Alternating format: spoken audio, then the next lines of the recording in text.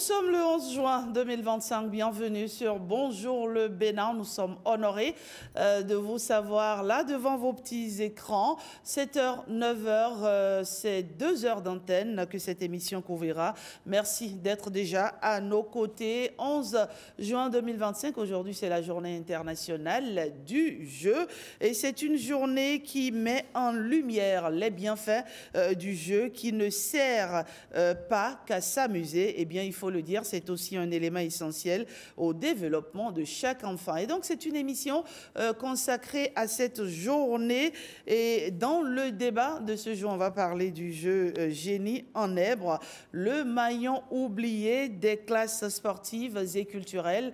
Eh bien, nous aurons sur ce plateau quelques débatteurs et avec eux, on va évoquer le sujet. Nous allons également parler aujourd'hui de l'apprentissage par le jeu. Quels sont les enjeux de l'apprentissage par les jeux? Et vous avez la possibilité, vous qui êtes à la maison, d'opiner via nos différentes plateformes en répondant à la question du jour. Quel jeu proposez-vous à vos enfants à la maison et pour quelles raisons? Voilà, nous attendons vos différents avis sur Facebook, Twitter, également WhatsApp. Allez, on va au bulletin d'information. Génial, bonjour. Bonjour Rachida. Ça va ce matin? Très bien. Toujours aussi rayonnante. Merci, je vous envoie le compliment. Allez, on y va. Place à l'info.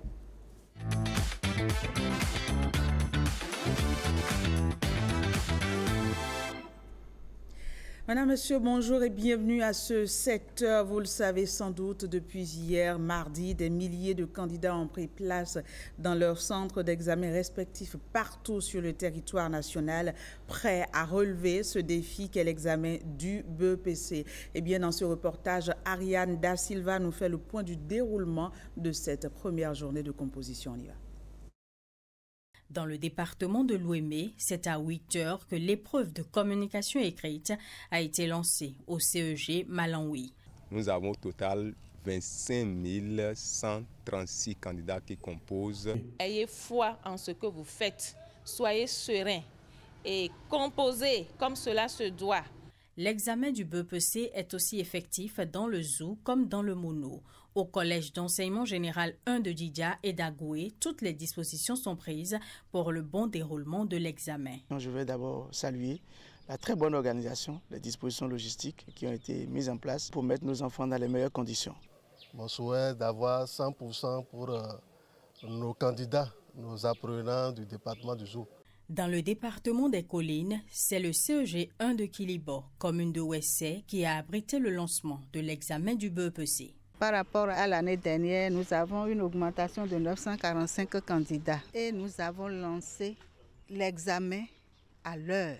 À Parakou, plus de 5000 candidats composent les épreuves écrites du brevet d'études du premier cycle.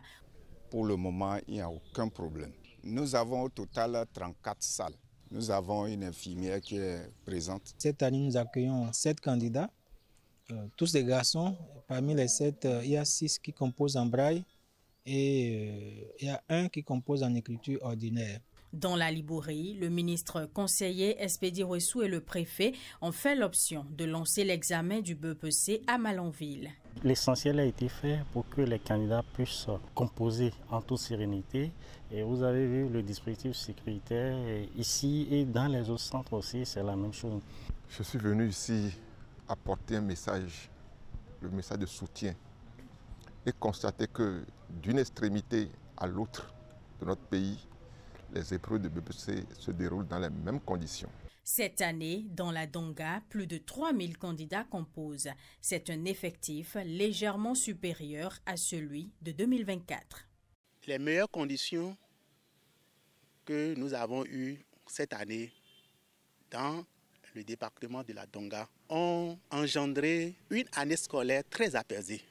Le BEPC marque la fin du premier cycle secondaire. Cette année au Bénin, 128 893 candidats vont à l'assaut de ce diplôme, un effectif en hausse de 3,1% par rapport à 2024.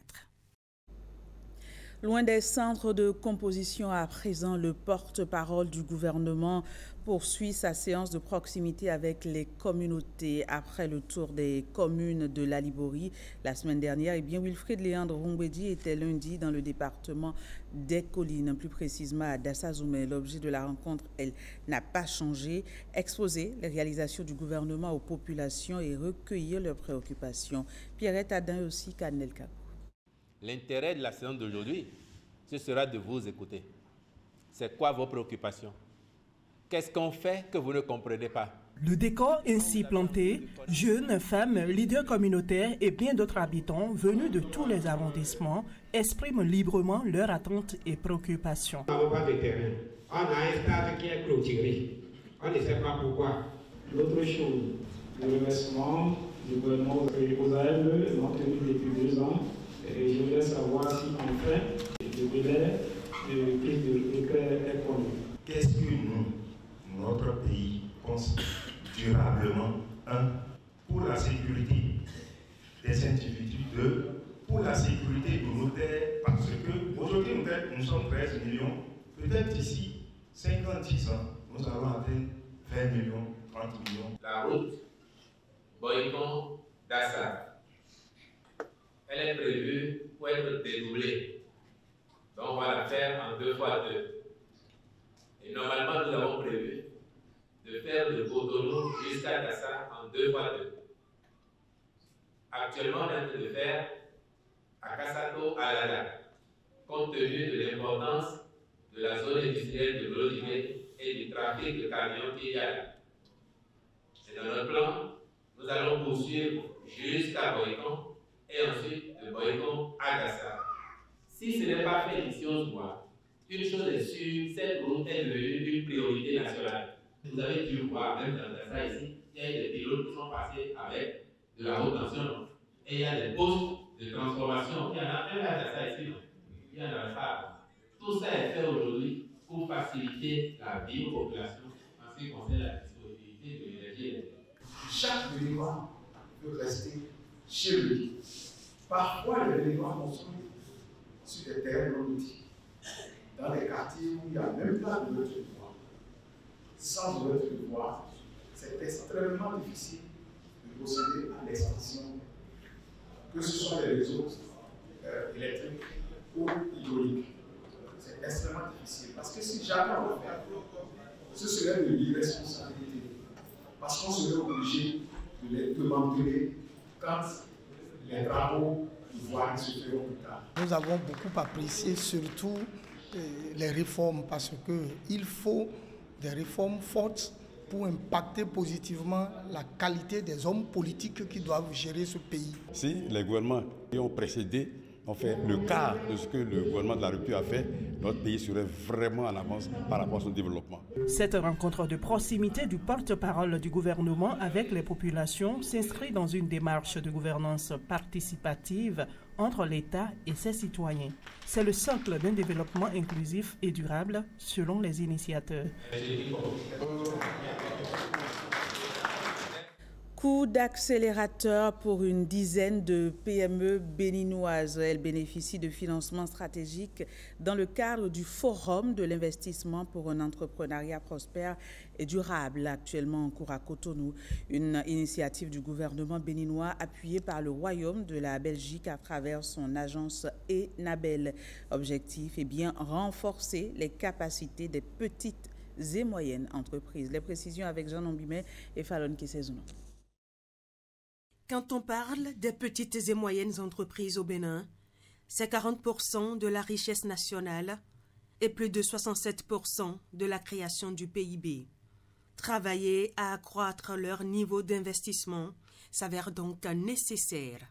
Le Forum de l'investissement pour un entrepreneuriat prospère et durable se veut être un creuset d'échanges sur les mécanismes de financement pour le développement des PME.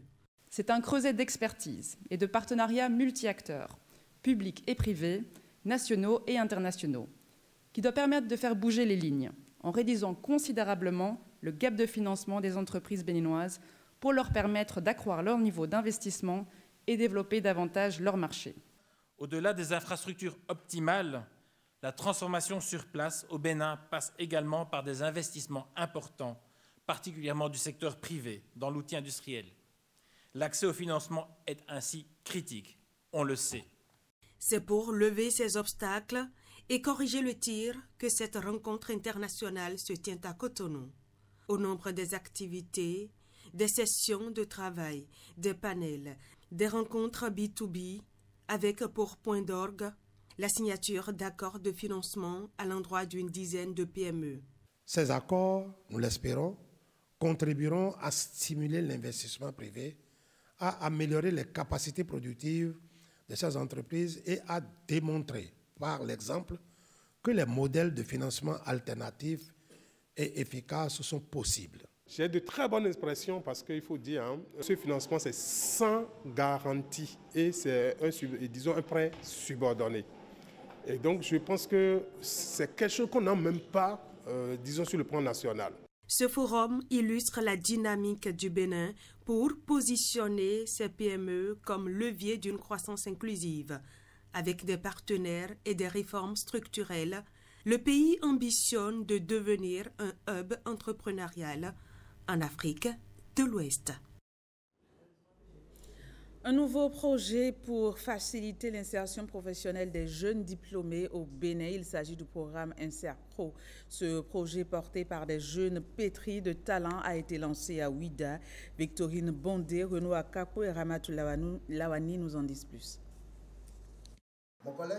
La question de l'emploi des jeunes est au cœur de toutes les priorités. Le programme InserPro met en lumière une série d'initiatives qui visent à faciliter l'insertion professionnelle des jeunes. L'objectif est de former et d'outiller les jeunes pour qu'ils deviennent des acteurs du changement à travers des projets et des initiatives solidaires. À travers ce programme, nous avons pensé un certain nombre de modules de formation déjà qui seront mis à disposition de ces jeunes. Un système qui est entièrement digitalisé et qui sera mis à disposition de la population afin que un jeune, qu'il soit à Tchoumi, à Bembereke, à Porto-Novo ou pas, qui puisse entièrement bénéficier de cette opportunité. Jeunes diplômés, cap sur l'emploi, le programme InserPro vient en droite ligne des actions mises en route par l'Agence nationale pour l'emploi, ANPE. L'ANPE à elle seule ne saura tout faire. Donc ces initiatives sont accueillies à bras ouverts.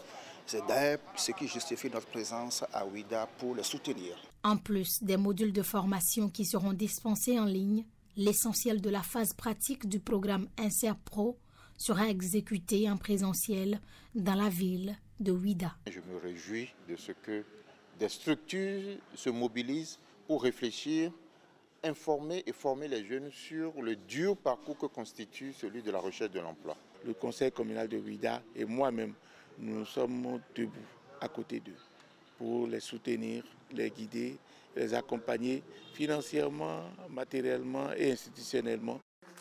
Le programme InserPro vient à point nommé dans une démarche d'appui et une logique d'interface entre les jeunes et les centres de formation professionnelle. On quitte Ouida pour Cotonou. Cotonou qui a accueilli du 2 au 6 juin 2025 une réunion stratégique majeure sur la sécurité nucléaire. Pour la première fois, une rencontre régionale s'est tenue autour de l'élaboration des systèmes intégrés de gestion des autorités de régulation nucléaire. Organisée par l'Agence internationale de l'énergie atomique, cette réunion a rassemblé 25 pays. On fait le point avec Ariane Da Silva et Wenceslas Arouaimon. La radioactivité, phénomène physique et naturel issu de la propriété de certains atomes présents dans l'univers. L'homme est exposé à ces rayons radioactifs qui proviennent de la Terre et de l'espace. Face à ce constat et pour mieux protéger contre les risques liés aux matières radioactives, les pays adoptent des systèmes intégrés de gestion.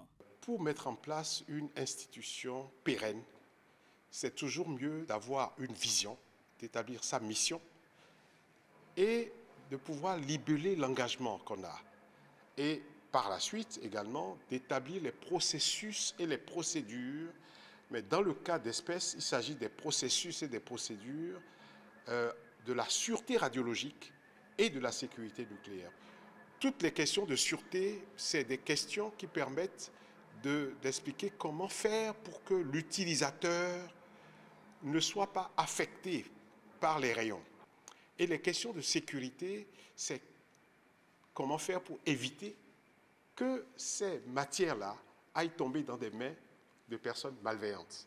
À cet atelier, experts et responsables en charge de la sûreté radiologique et de la sécurité nucléaire harmonisent leur système intégré de gestion. Nous avons retenu qu'il y avait au sein des pays participants 3 niveaux. Il y avait des pays qui étaient vraiment avancés et il y avait des pays intermédiaires tels que le Bénin et il y a des pays qui viennent de démarrer. Alors l'événement a été vraiment l'occasion pour faire des partages d'expériences, surtout pour les pays qui viennent de démarrer. On a retenu que ce système, c'est un système très efficace si on l'appliquait. On a défini les processus et on caractérise chaque processus dans l'organisation. Et donc tout cela, c'est pour rendre efficace le système. Après Cotonou, une autre rencontre est projetée pour l'année prochaine afin d'évaluer la mise en œuvre de toutes les recommandations.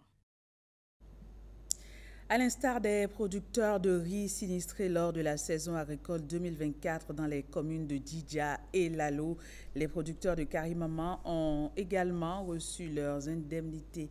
Une délégation du FNDA et de ses partenaires s'est rendue sur place pour constater l'effectivité des paiements. Ghislaine Bamidele, Adimi Alexis Sebremont. À Karimama, près de 1600 producteurs de riz bénéficient de la phase pilote du projet d'assurance agricole à indice de rendement. Environ 66 000 francs CFA d'indemnisation pour les dégâts causés à leur production par les intempéries de la campagne agricole 2024. L'année dernière, on a fait le riz et l'inondation a ravagé. Et c'est l'argent que nous avons envoyé. C'est cette assurance agricole qui est venue, on a reçu. Je suis d'accord, mais a souscrit, et vite même, parce que les 65 000 qui sont venus, ça m'a permis aujourd'hui de prendre les intrants. Chacun de nous a compris ce qu'il y a d'assurance agricole dans le Bénin. Parce que je suis très d'accord à payer chez moi l'assurance aussi. Le Fonds national de développement agricole se réjouit de la bonne assimilation du projet par les bénéficiaires. La suite du processus, c'est déjà que ce projet pilote se poursuive pour le compte de 2025. Pour que cela puisse être ainsi, c'est qu'effectivement les primes d'assurance agricole puissent être mobilisées. Pour ce qui concerne la contribution des partenaires et du gouvernement béninois, il n'y a pas de souci à se faire. Donc ces ressources-là sont presque déjà mobilisées et devront être transmises. Et quand tout cela sera fait pour le compte du nombre que nous avons défini en termes d'objectifs, pour cette année 2025, nous pourrons effectivement dire que nous sommes en train d'aller au bout de cette phase pilote. Porté par le FNDA et mis en œuvre avec l'appui technique du cabinet international Pula Advisors, le projet pilote d'assurance agricole à indice de rendement a touché au total 11 000 producteurs dans 8 communes du Bénin pour le compte de l'année 2024.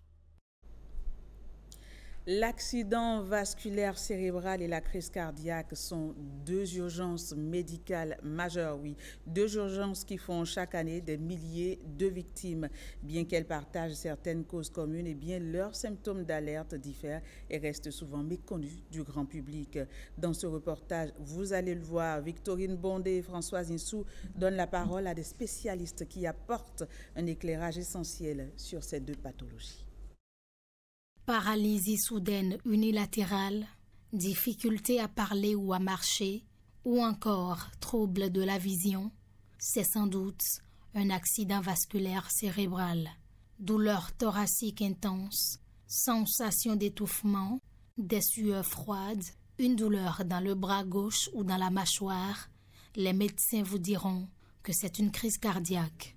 Crise cardiaque ou AVC, 2 urgences différentes. Un même ennemi, l'hygiène de vie négligée. C'est le cœur qui s'arrête de façon brutale, ou alors le cœur dont le fonctionnement est subitement compromis par un défaut de perfusion. C'est les 2 circonstances qui créent des circonstances dramatiques qu'on appelle les crises cardiaques.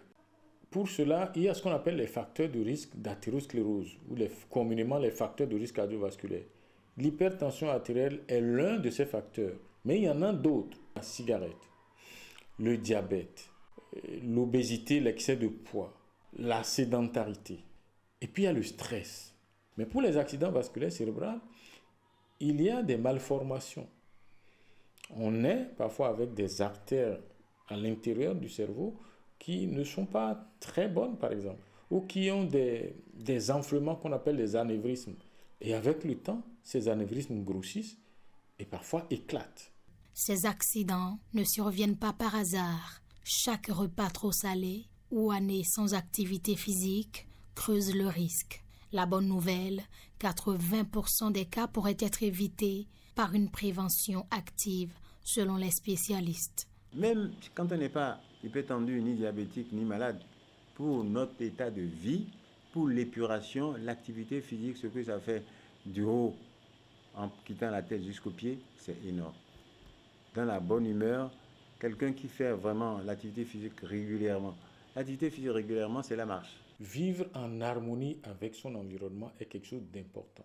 Faire partie d'une société bien régulée, centrée sur la paix, c'est une très bonne prévention de maladies cardiovasculaires. Autant de mesures que suit désormais Cyprien Zinsou. Il a survécu à 2 AVC et vient régulièrement voir son cardiologue pour des contrôles. Je suis venu ici en 2012 suite à ma première crise d'AVC. Je me rappelle à cette époque, j'étais au boulot, un collègue m'avait vraiment énormément énervé. C'est pas sérieusement, je me sentais plus bien. Alors, d'abord, été voir un généraliste, je suis allé voir un cardiologue. 5-6 ans après, en 2018, ça je me rappelle très bien, il y a un médicament que j'ai négligé de prendre pendant 1 semaine. Et je me suis levé, heureusement que quelques collègues étaient là, je balançais, je voulais tomber. Il n'a gardé pratiquement aucune séquelle de ces accidents. Une chance inouïe. Malheureusement, d'autres n'ont pas eu cette chance de survie. En Afrique, les maladies cardiovasculaires tuent plus de 50% qu'il y a 30 ans selon l'Organisation mondiale de la santé. Ces pathologies deviennent une préoccupation de santé publique. 3 gestes simples pour les éviter. Mesurer régulièrement sa tension artérielle, limiter le sucre, le sel et les graisses saturées, marcher 30 minutes par jour. Mieux vaut prévenir que subir. Le Bénin, vous le savez, a livré lundi en soirée un match amical face au Maroc, prochain organisateur de la Coupe d'Afrique des Nations de football. Même si les Guépards ont perdu, il y a quand même des points de satisfaction à noter. Et au terme de la rencontre, nos reporters sur place ont recueilli les analyses à chaud de 2 joueurs. Suivez ici Marcel Danginou et Steve Mounier. Ils sont au micro de Ernest Tétégou et Herman Rodrigue Amega. Un match bien préparé. Et normalement, un match nul, je crois, pourrait nous faire du bien. Bon, là, c'est une défaite, je pense qu'on va continuer à travailler, voilà, et corriger les erreurs à venir.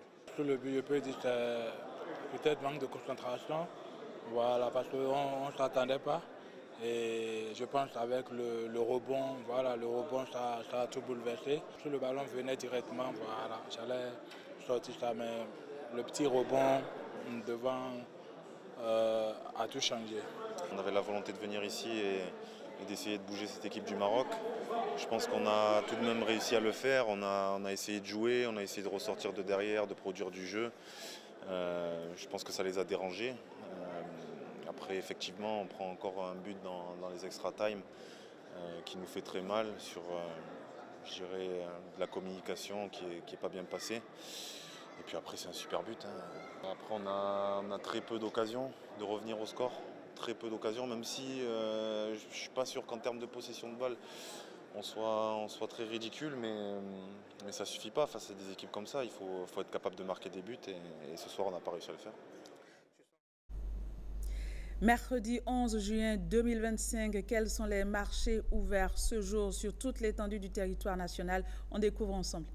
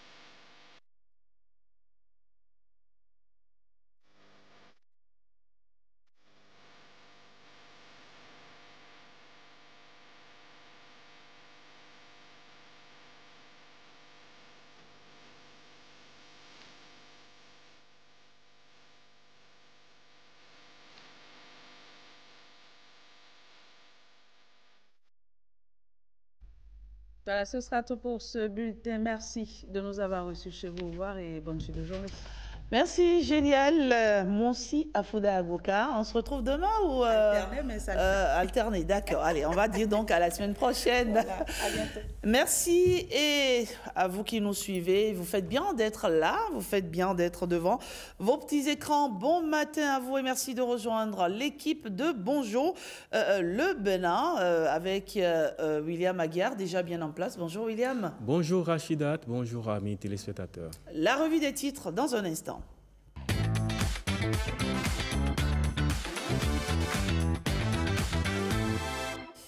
Alors, William, que disent les journaux ce matin? On démarre la revue des titres ce matin avec le quotidien de service public La Nation, 6e mission économique de la francophonie, prime à la dynamique économique du Bénin. Bilan des actions de développement, 1,3 million d'emplois créés en 2023. On passe au quotidien de Ménotin, quotidien Fraternité.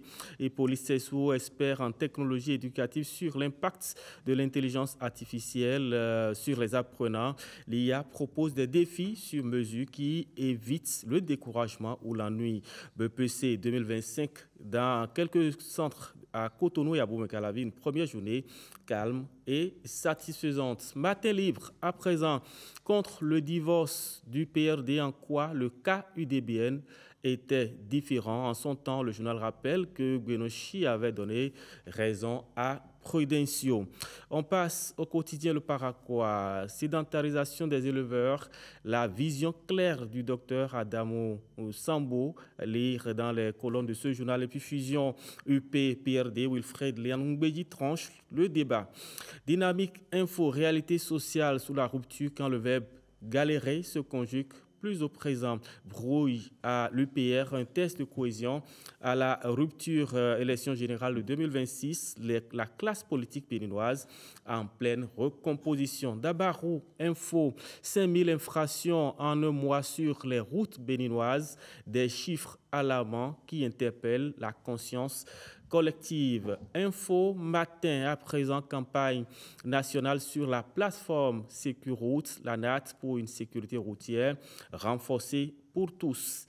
Le potentiel qui parle également de cette actualité sécurité routière, plateforme Sécuroute, la NAT en campagne nationale pour sauver des vies.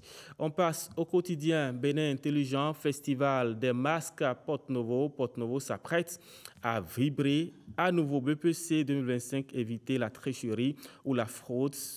Des conseils du ministre de l'Enseignement secondaire. Première semaine du chic, plus de 50 patients reçus, 100% de satisfaction. Nord-Sud quotidien à présent, Porte-Novo à nouveau au rythme des masques d'air le 2 août prochain. Voilà l'essentiel à retenue des journaux parus et parvenus à notre rédaction ce matin. Rachidat, on se retrouve à 9h pour la revue de presse. Un peu avant 9h, puisqu'on boucle l'émission à 9h. Voilà, on se retrouve de toutes les façons, William Aguiar, en toute fin d'émission. Voilà. À tout de suite. Merci. On y va toujours sur l'émission Bonjour le Bénin. On va à la rencontre de nos différents invités. Ce matin, on va parler à présent de la sécurité sanitaire des aliments. Voici pour vous l'invité du jour.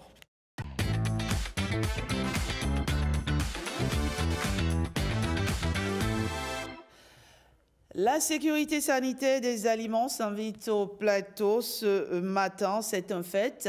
Chers amis téléspectateurs, nous avons tous besoin de consommer des aliments sûrs, mais ces aliments, il faut le dire, peuvent être contaminés par toutes sortes de dangers. Et la science a un rôle vital à jouer pour garantir la sécurité sanitaire des aliments. De cette science en action pour des aliments sûrs, on en parle ce matin avec le directeur général de la BSSA, l'Agence béninoise de sécurité sanitaire des aliments, Monsieur Kenou Kizito Chabisika. Bonjour. Bonjour, madame. Merci d'être avec nous sur ce plateau. C'est un plaisir. Alors, première question, présentez-nous brièvement la BSSA et quel est son rôle? Merci beaucoup, madame. La BSSA, c'est une agence du Bénin et qui s'occupe de la sécurité sanitaire des aliments. Elle travaille sur la sécurité sur tous les maillons de la chaîne de production, en conformité avec les exigences nationales et internationales en matière d'innocuité de production, en matière de protection de la santé des animaux, de la préservation des végétaux. Alors, tout ça, c'est des jargons, c'est un jargon bien consacré. Oui. Je vais ramener ça à des thèmes plus simples. Ça m'a fait plaisir tout à l'heure dans votre introduction, vous avez parlé qu'il est vital de manger. Alors, je dirais un peu plus pour dire que manger, c'est risqué. Ne pas manger, c'est mourir. Alors, pourquoi manger, c'est risqué? Parce que le toxique, il est partout. Et vous savez, il y avait un chercheur suisse qui avait dit que tout est poison, rien n'est poison. C'est la dose qui fait le poison. Ça veut dire que le toxique est présent partout. Là, c'est ça pour nous simplement de travailler et à réduire ce risque pour le consommateur, exactement, à travers nos outils. Et nous avons des outils très simples, de plus simples, plus compliqués.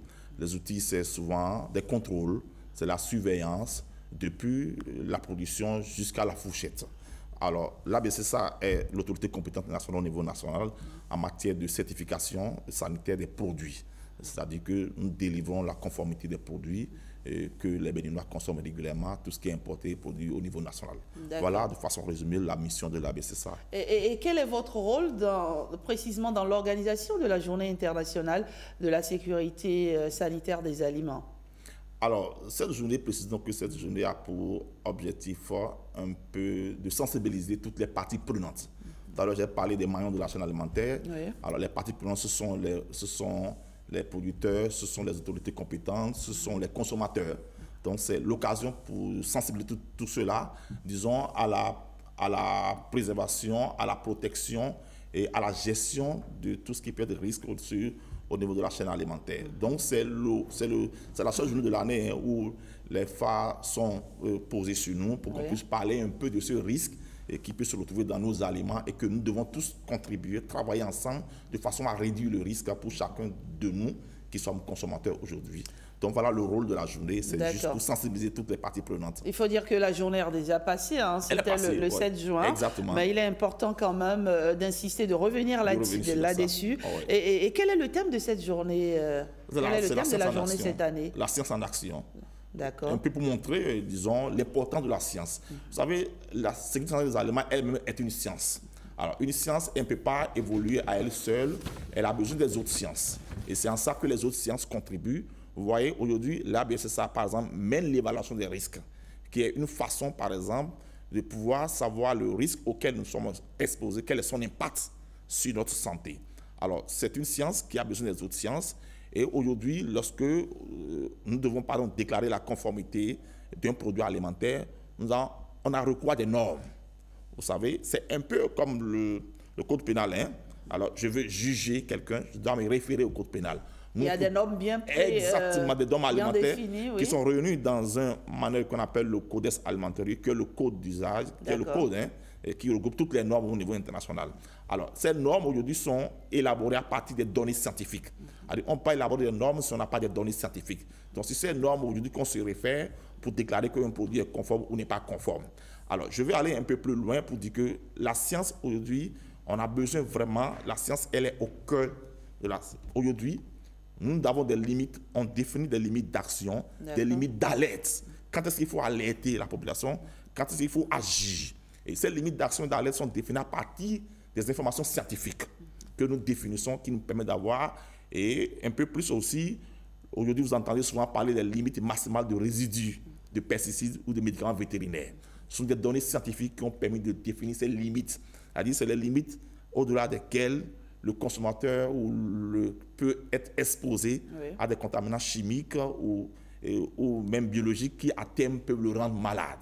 Donc, toutes ces limites sont définies à partir de la science qui permet aujourd'hui de consolider, disons, notre travail, parce qu'il faut qu'on se réfère toujours à des chiffres, à des seuils toxicologiques pour déclarer que tel produit n'est pas conforme ou bien ça peut nuire à la santé du consommateur. On comprend donc bien, monsieur le directeur général, que la science est vraiment au cœur de la sécurité sanitaire des aliments. Mais qu'est-ce que le Bénin fait alors dans ce sens pour garantir à la population des aliments sûrs?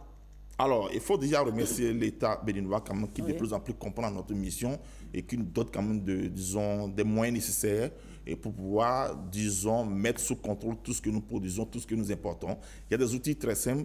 J'ai parlé de la surveillance. En temps normal, on fait de la surveillance. Alors, la surveillance, c'est comme une ronde de police A dit, même s'il n'y a rien, la police aujourd'hui... Vous veillez au grain. Exactement. Donc, à travers une surveillance qui se fait sur l'année, on essaie d'aller, disons, collecter quelques échantillons d'aliments à risque. On a déjà un profil de risque à peu près sur les aliments que nous consommons. Nous allons les chercher, nous allons les analyser, nous allons collecter des données. Tout à l'heure, j'ai parlé de données tout à l'heure. Pour élaborer les normes, il faut des données. Voyez, nous allons élaborer et avoir des données de façon à avoir la tendance générale sur la contamination. Alors, si la tendance va à une limite d'alerte, qu'est-ce qu'il faut faire l'année prochaine? Soit il faut intensifier le contrôle sur ce produit de façon à ramener le risque à un niveau acceptable pour le consommateur. Il y a le contrôle, il y a les inspections sanitaires que nous menons dans les unités de production ou de transformation. Vous faites des descentes parfois inopinées d'ailleurs. Alors, tout ça, le consommateur ne le sait pas, mais on travaille en silence. De façon, et quand on travaille... J'allais le dire, monsieur le directeur général. Non, on sent beaucoup de bruit. C'est généralement en fin d'année... Non, ça, c'est des campagnes spécifiques. C'est des campagnes spécifiques. Sinon, en temps normal, je disais tout à l'heure que c'est comme la police, on s'occupe de la sécurité des aliments. Donc, en temps normal, on ne nous entend pas, mais on fait de la surveillance. Et au-delà de la surveillance, a pour rôle juste de collecter et d'avoir la tendance. Cette tendance, c'est ça qui nous permet après de définir les normes au niveau national. On parle des normes béninoises. Alors, j'ai parlé du Codes, ce sont des normes au niveau international. Oui. Donc, le Bénin a aussi des normes. Donc, c'est à partir de nos données, disons, de surveillance qu'on essaie de faire ces normes-là au niveau du Bénin. Et quelles sont les actions prévues par le Bénin à l'occasion de cette célébration Alors, il y a eu le samedi dernier le message du ministre de l'Agriculture. Alors, on a prévu cette année, il n'y a pas grand-chose au menu. On est en train de vouloir encore travailler à nouveau de façon. Il y a eu des années passées, il y a eu des colloques, il y a eu, disons, un peu de marches dans la rue pour sensibiliser les gens. Cette année, on a prévu des interventions sur télévision. Dès que c'est le cas, mon passage ici aujourd'hui. Vous voulez davantage communiquer, donner plus de visibilité aux actions. L'année prochaine, on veut revenir, on veut rebondir de façon à vraiment faire des batailles médiatiques autour de l'affaire. Parce que tous les jours, je vous donne quelques chiffres. Vous voyez, au niveau mondial, ça fait 600 millions de personnes qui tombent malades pour avoir consommé des aliments. Ça fait au moins 420 000 morts, vous voyez, par an. Et il y a plus de 200 types de maladies. Oui, c'est énorme. Il y a plus de 200 types de maladies aujourd'hui liées aux aliments. Alors, au Bénin, on travaille. Vous savez, ce que nous savons des contaminants de nos aliments, que nous ingérons à travers les aliments, la partie visible de l'iceberg, ce n'est qu'un petit bout. Tout le reste que nous ne connaissons pas, elle est énorme. Et pourtant, on les ingère. Ne nous faites pas peur. Non, ce n'est pas une peur. C'est pour dire que nous travaillons de façon à connaître cette partie non visible. De façon à dire, bon voilà, tout à l'heure, il y a parlé de 200 types de maladies. Nous travaillons également à savoir qu'est-ce qui se passe réellement dans ce domaine, de façon à sécuriser les gens pour que tout se passe bien pour nos consommateurs. On a besoin des bras valides pour construire une nation, pour que notre économie soit vraiment une économie rayonnante. Il faut que les gens se portent bien. Se porter bien, c'est déjà à travers nos assiettes. Exactement. C'est important de consommer des aliments sûrs. Sinon, nous serions tous, on va dire quoi, des malades ambulants, n'est-ce pas? Exactement. Alors, que doit-on encore dire par rapport à la sécurité sanitaire des aliments que nous n'avons pas encore évoquée? Ce que je peux dire, c'est que cette journée nous permet de dire, par exemple, à toutes les parties prenantes, ce n'est pas que l'affaire de l'ABSSA. On a besoin de tout le monde, de toutes les parties prenantes pour consolider l'architecture, disons, notre infrastructure sécuritaire au niveau, en ce qui concerne les aliments. Il faut que toutes les parties jouent leur rôle, surtout les associations de consommateurs. On a besoin d'avoir de leur part des alertes. Il faut qu'ils nous informent pour qu'on puisse, parce que, vous voyez, on ne peut pas surveiller dans le vide, dans le néant. Il faut que nous ayons des informations pour pouvoir orienter la surveillance. Exactement, tout à l'heure, c'est comme la police. La police, elle a besoin de la population qu'on l'informe pour dire il y a un foyer d'insécurité à ce niveau pour diriger son action vers là-bas. On a aussi besoin de ça. Avant nos surveillances, il faut que toutes les parties prenantes qui sont concernées nous informent pour qu'on puisse orienter notre surveillance de façon à ce qu'on puisse maîtriser notre environnement. Le citoyen qui nous regarde aussi peut jouer ce rôle. Il peut jouer ce rôle, il est consommateur. Il est consommateur. S'il est témoin peut-être d'une situation... il peut informer. Voilà, c'est ça. Vous voyez, par exemple, aujourd'hui, je donne un exemple simple. On a beaucoup de laboratoires publics-privés, mais lorsqu'un laboratoire, par exemple, analyse un produit alimentaire et trouve, par exemple, disons, un danger biologique et pathogène, qui peut nuire à la santé humaine.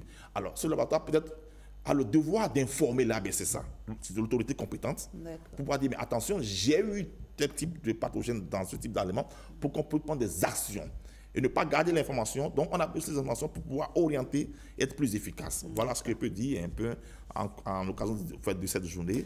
Oui. Merci, monsieur le directeur général. Oui. Quel est votre mot de la fin? Mot de fin, c'est de dire une fois encore merci, disons, à tous ceux-là qui s'attachent à nos activités et qui quand même participent à nos ateliers consorts, en nous apportant plus d'informations de façon qu'on puisse travailler de façon collégiale et avoir plus d'impact sur le Bénin, sur les produits que nous importons, tout ce que nous exportons. On a besoin d'avoir beaucoup plus de quiétude sur ce que nous exportons. Donc, l'enjeu est de taille. Venez ensemble, on va travailler ensemble de façon à garantir cette sécurité sanitaire des aliments. Merci pour ce que vous faites à la tête de l'ABSSA, l'Agence béninoise de sécurité sanitaire des aliments. C'est grâce à vous que nous sommes certains que ce que nous consommons à la maison, que ce que nous achetons dans les différents commerces respecte, on va dire, les normes. Merci pour ce travail que vous abattez. Allez. Merci. Ce sera tout? Oui, c'est tout. À bientôt. À bientôt. Le plateau vous sera ouvert chaque fois. Ce sera un plaisir pour moi de revenir. Bon matin à vous. Merci à vous. Bonjour, le Bénin se poursuit. Donc, chers amis téléspectateurs, merci d'être avec nous et surtout, n'oubliez pas d'opiner sur la question de ce jour. Quel jeu proposez-vous à vos enfants à la maison et pour quelles raisons? Nous attendons vos différents avis sur le forum de discussion et ce matin, on va parler donc du jeu Génie en Nèbres. Est-ce le maillon oublié des disciplines, des classes sportives et culturelles? Ce matin, on parle également de l'apprentissage par le jeu. Quels enjeux? Et nous en discuterons avec Edwige Aïra, éducatrice de la petite enfance, que nous allons joindre depuis le Canada. Merci de rester à nos côtés. On va à la pause, on se retrouve juste après.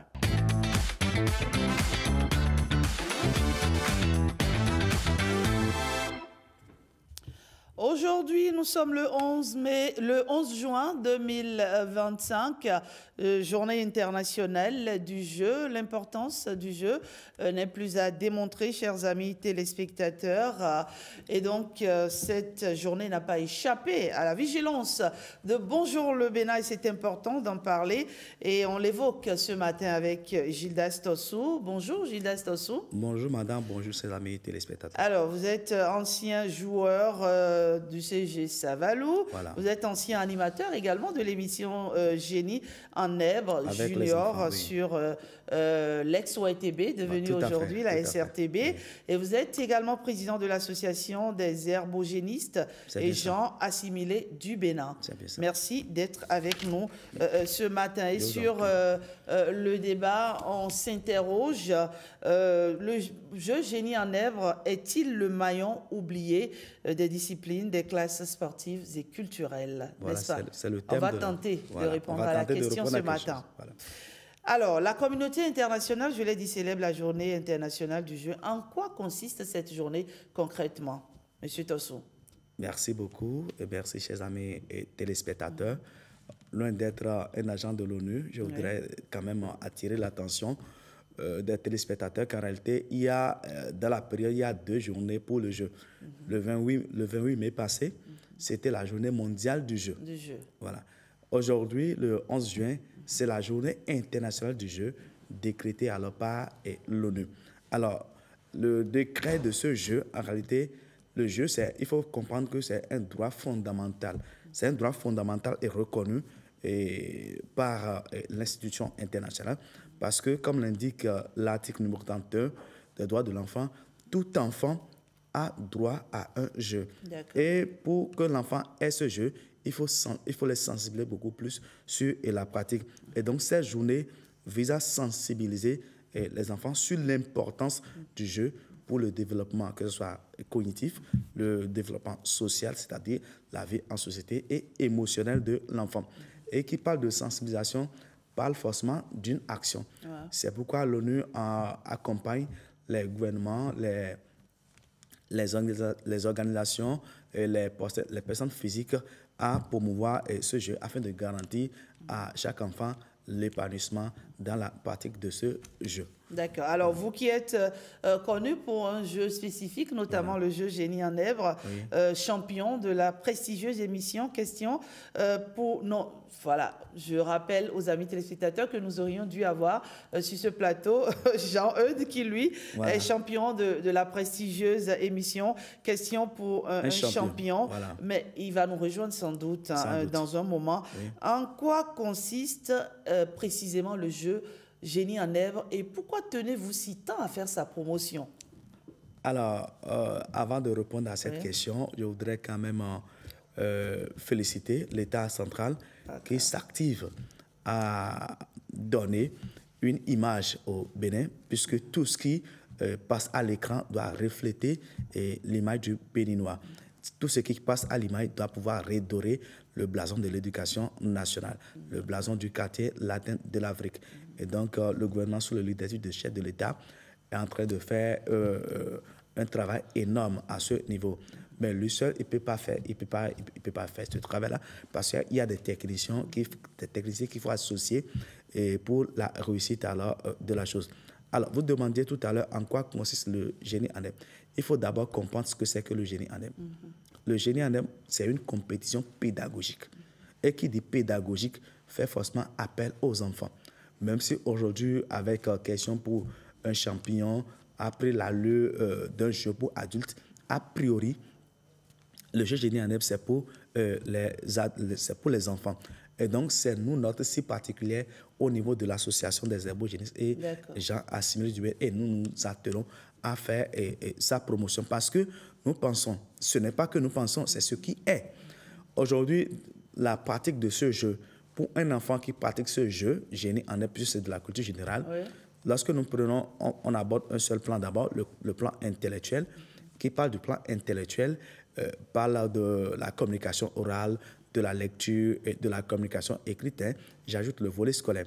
En communication orale, vous allez constater que celui qui pratique au quotidien ce jeu, un enfant, il aura plus de facilité à manipuler la langue française parce qu'il aura des connaissances et techniques dans ce domaine.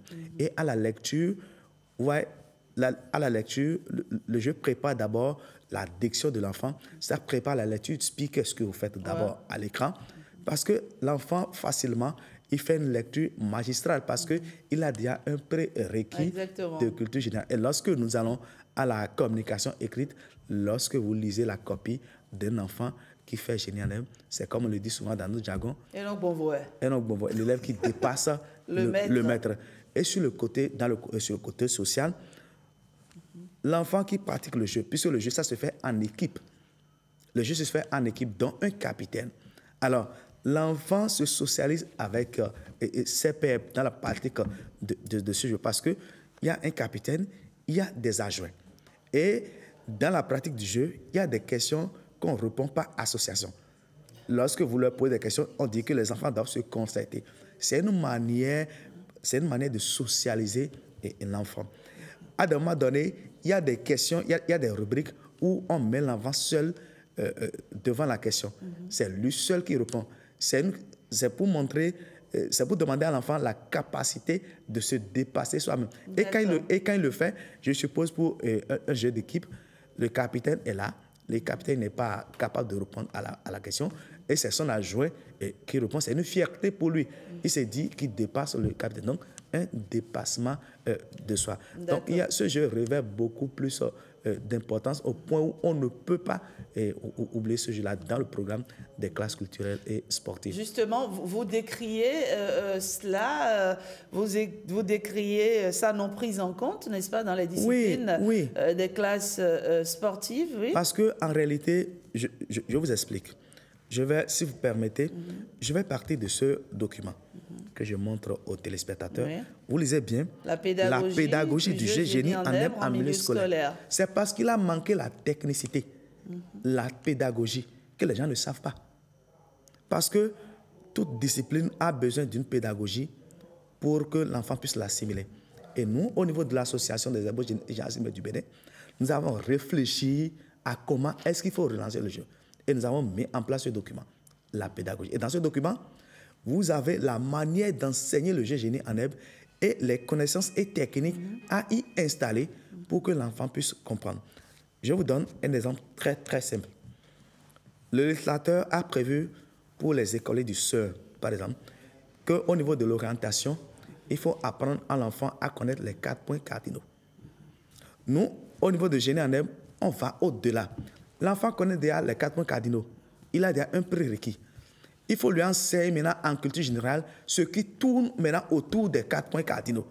Vous pouvez par exemple lui dire, en orientation, vous avez étudié les 4 points cardinaux, oui, mais pour s'orienter, on vous a dit qu'il faut la boussole, l'appareil qui permet de s'orienter. On fait connaître à l'enfant ce que c'est que la boussole. On lui dit que l'aiguille bleue sur la boussole, ça indique toujours le nord. On lui dit qu'il y a un astre qui permet de s'orienter la nuit, l'étoile polaire. Ça indique la direction du nord. On dit à l'enfant, avant de connaître les pays et autres, il faut d'abord connaître les 4 points cardinaux. Que tel continent est à telle région, tel continent à tel. Puisque l'enfant connaît déjà les 4 points cardinaux, on peut déjà lui apprendre à identifier les continents du monde. On peut lui apprendre à connaître les pays du monde et facilement, l'enfant assimile. Lorsque je prends du côté histoire, vous n'allez pas demander, par exemple, à un enfant de vous parler de la culture aztèque, de parler des aborigènes, mais sans lui enseigner ce qu'il connaît, ce qu'il vit au quotidien. Alors que c'est par là qu'il fallait commencer et faire alors un parallélisme. Je vais vous donner un exemple. Est-ce que vous savez qu'il y a un parallélisme entre l'histoire de la fondation de Rome de Dahomey et l'histoire de la fondation de Rome? Vous ne savez pas. Et là, je vous informe, ou peut-être que vous savez, mais pour ceux qui ne savent pas, on fait une comparaison. La légende raconte que les peuples de Dahomey, ils ont quitté Tado pour venir s'installer à Alada d'abord. Avant de venir s'installer à Alada, ils ont traversé une rivière qu'on appelle Aouté. Mais dites-vous, Rémus et Romulus, les fondateurs de Rome, quand on les avait laissés au passeur anthropophage, ils avaient été élevés par une louve. Comme les Djaoutos sont descendus d'une panthère, vous voyez le rapprochement? Oui, c'est la même chose avec le Dahomey. Eux autres, ils ont aussi traversé une rivière qu'on appelle Elbe. Chez nous, c'est Aouté. Nous, on est venus s'installer à Alada. Mais eux, ils sont venus s'installer dans une région qui prendra aujourd'hui le nom de Rome. Et loin de là, la superficie, 49 hectares pour la Rome et 47 hectares pour l'ensemble des palais royaux du Dahomey. D'accord. Vous voyez le rapprochement? Vous allez aujourd'hui à Rome, les bas-reliefs contre les murs, les scènes pontificales que vous voyez. Mais c'est la même chose au Dahomey. Les scènes de guerre au Dahomey. Vous voyez? Et pour terminer côté histoire, il faut pouvoir montrer à l'enfant, il faut pouvoir situer l'enfant dans le temps avec ce que nous appelons, et je parle sur le contrôle de mon aide qui est dit là, les conditions sociologiques. En génie en herbe, il y a une rubrique qu'on appelle monde contemporain. Monde contemporain, qu'est-ce qui a marqué le monde contemporain dans le monde? Qu'est-ce qui a marqué le monde contemporain en Afrique? Qu'est-ce qui a marqué le monde contemporain au Bénin? Mais dites-vous, au début du monde contemporain, en 1789, le roi Agonglo a été intronisé. Mais ça, les enfants ne le savent pas. Mais on va leur dire que la révolution, le monde contemporain, a commencé en 1789 en France.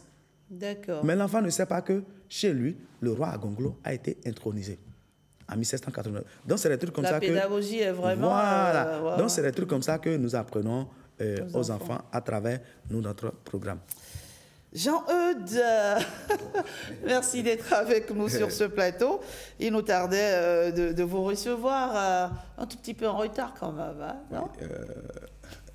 Les travaux... Oui, c'est vrai. Allez, merci d'être avec nous ce matin. Vous avez déjà, même, j'ai annoncé son arrivée, voilà. Et déjà Jean-Benoît Alokon vous envoie ses amitiés. Jean-Eudes Agwemavor, il nous renvoie aux bons souvenirs autour du jeu Génie en herbe. Merci en tout cas d'être avec nous, Jean-Eudes, ancien herbogéniste du CG Sainte-Rita, champion de questions pour un champion sur TV5 et surtout parrain d'honneur n'est-ce pas, de l'association des herbogénistes et gens assimilés du Bénin. Ouais. Alors, Jean-Eudes, vous êtes très connu pour un jeu spécifique, il faut le dire, le jeu Génie en herbe. Alors, parlez-nous un peu de ce jeu. Qu'est-ce qu'il vous a apporté en tant qu'homme? Ce jeu m'a fait. Oui. Il m'a fait tout simplement parce que je n'aurais pas été le même sans avoir découvert ce jeu-là. Et l'ayant découvert, je suis devenu un homme plus complet. J'explique. C'est vrai, ça fait appel en moi des prédispositions que j'avais déjà très curieux, mais également une appétence presque naturelle vers les livres, vers les espaces où les gens se cultivent. Mais le jeu a servi de prétexte pour donner de l'envergure à cette prédisposition. Et mon parcours doit symboliser l'envie qu'on devrait pouvoir développer chez les enfants à connaître le monde autour de lui. Donc, et la culture générale, l'ayant découverte assez tôt oui. M'a permis d'avoir, par exemple, on ne le dit pas souvent. Vous allez voir, c'est très rare qu'un enfant cultivé ne fasse pas une bonne scolarité.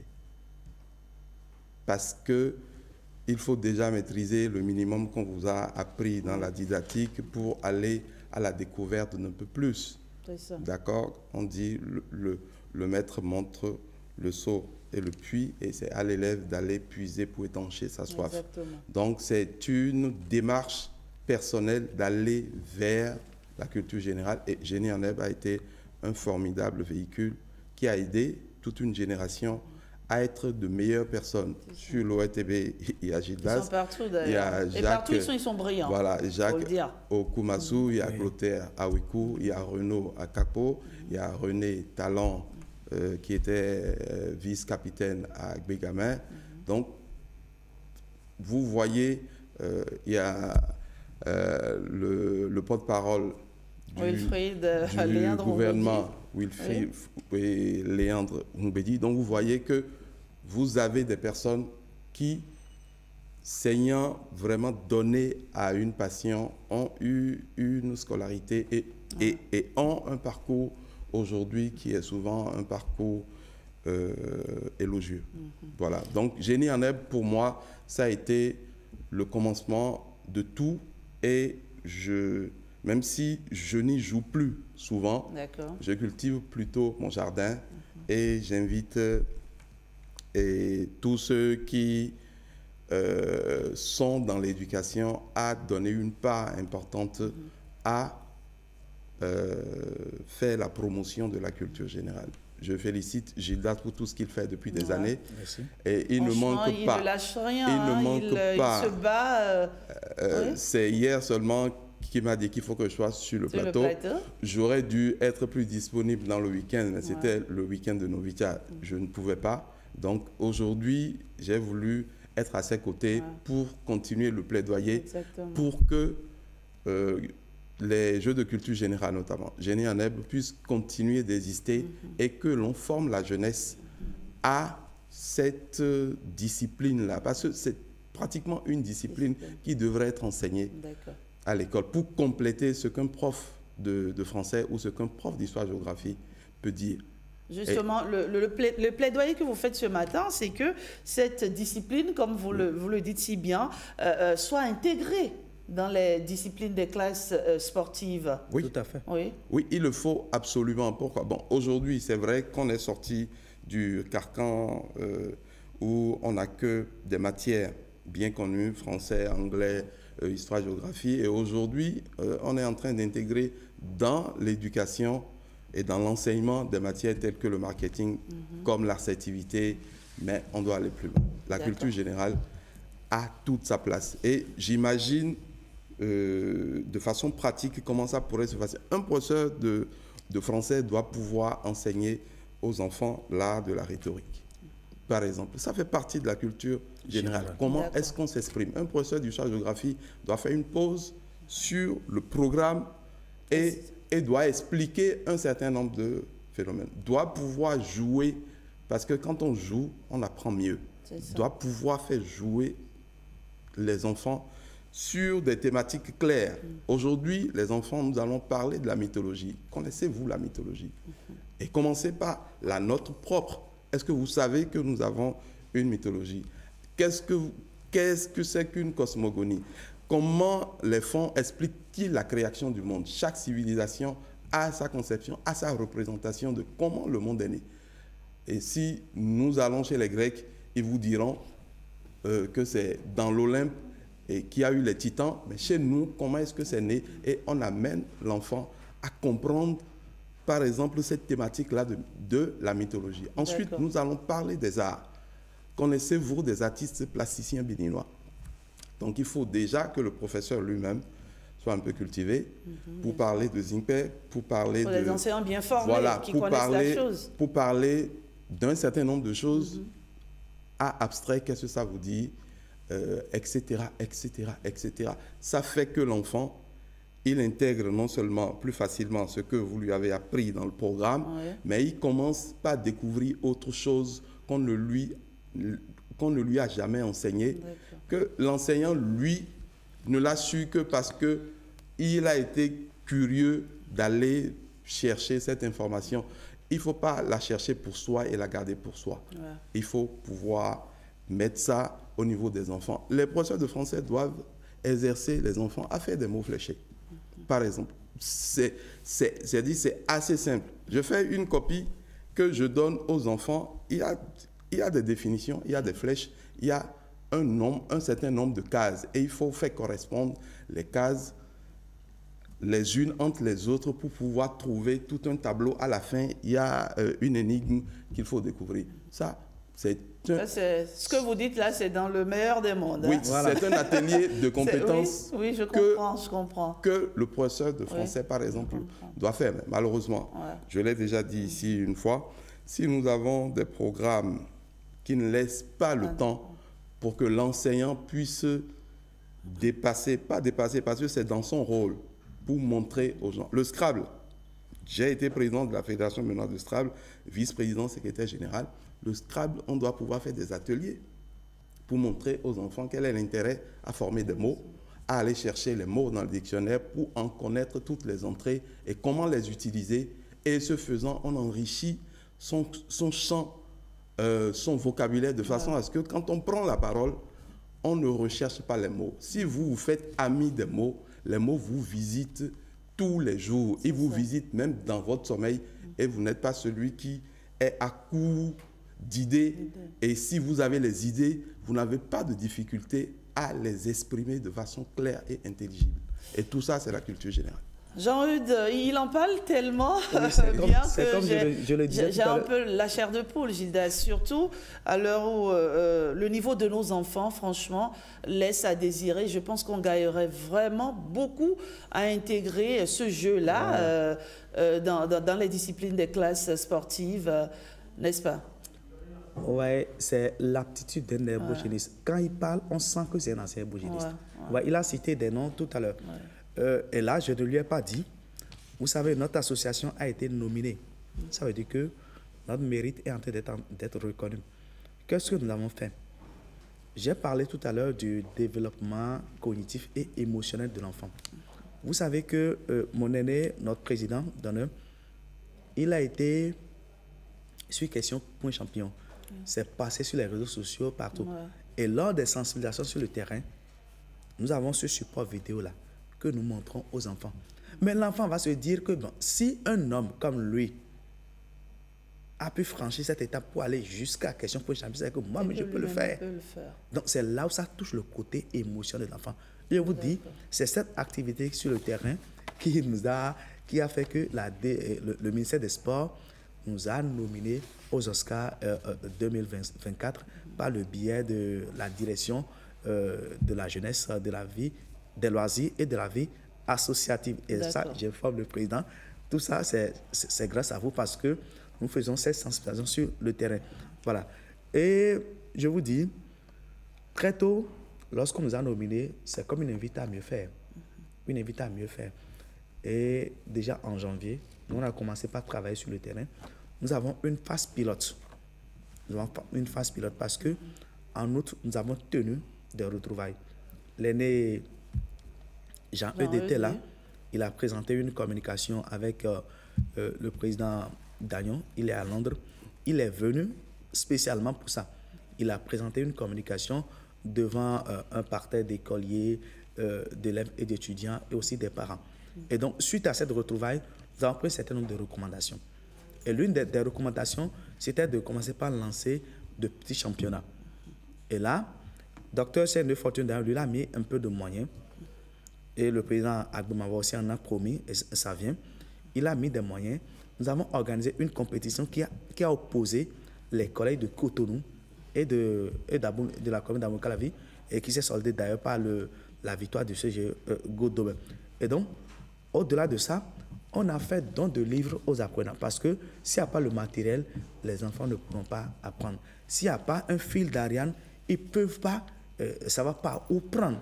Donc, nous leur mettons à disposition un prérequis. On a un lot de livres que nous leur avons mis à disposition, notamment le collège Père au pied. Je l'ai dit tout à l'heure, on sensibilise également sur le terrain. L'autre chose, nous avons collaboré également avec le centre EYA. Le centre EYA, pour le concours national qui a regroupé pratiquement les 67 communes du Bénin. Et en fait, actuellement, on est en train de travailler sur un projet. Et c'est là où nous avons compris véritablement qu'il fallait valoriser cette discipline. Il fallait valoriser cette discipline. Parce que, vous allez voir, sur Bénin TV, il y a l'émission Le Trône qui passe désormais. C'est la structure combative qui produit. C'est notre association qui a été associée, voilà, excusez la tautologie, pour la sélection. Mais je vous dis, ce que nous voyons sur le terrain, ce n'est pas encore ça. Ça ne reflète pas l'image de notre pays. Et là, le chef de l'État ne sera pas content. Il ne sera pas du tout content. Donc, nous nominer, c'est nous inviter encore à mieux faire.